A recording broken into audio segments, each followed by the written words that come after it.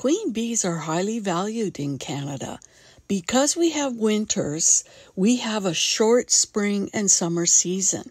We don't have a lot of time in spring to wait for a new queen to be raised if one has died. It is an occupation of many beekeepers around the world to have a business raising queen bees to sell to beekeepers. They will put larvae into little queen cups and place them in a hive.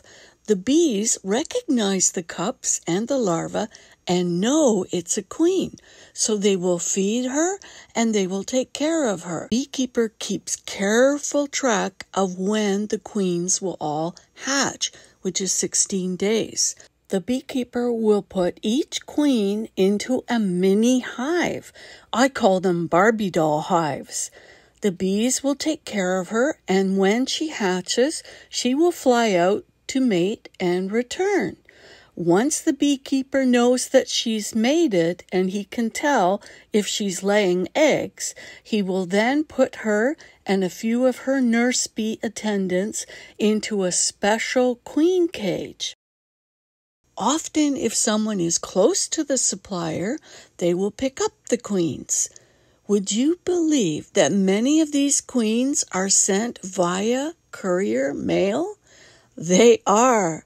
That's how I received a few of the queens I have in hives.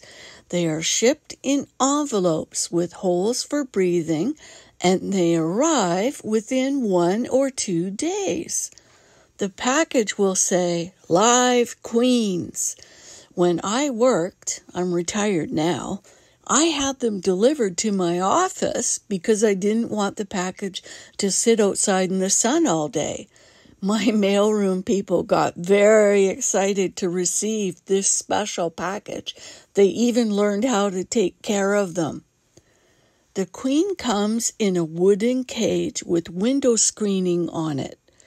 On the end is plugged with a cork, and the other end has soft candy.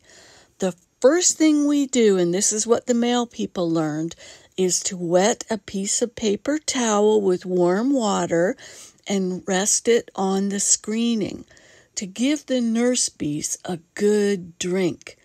They have traveled, sometimes from a very long way, from countries like New Zealand, Australia, or Chile, and they are thirsty bees.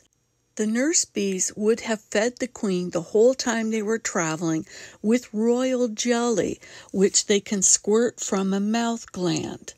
The nurse bees eat the candy to give themselves food for the trip.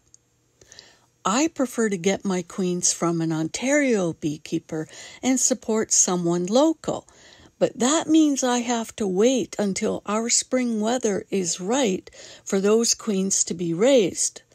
For commercial beekeepers who need their hives to build up much more quicker and they want queens earlier in spring, they receive their queens from those countries that I mentioned, and those countries are approved by our inspection agency to be able to send them to Canada.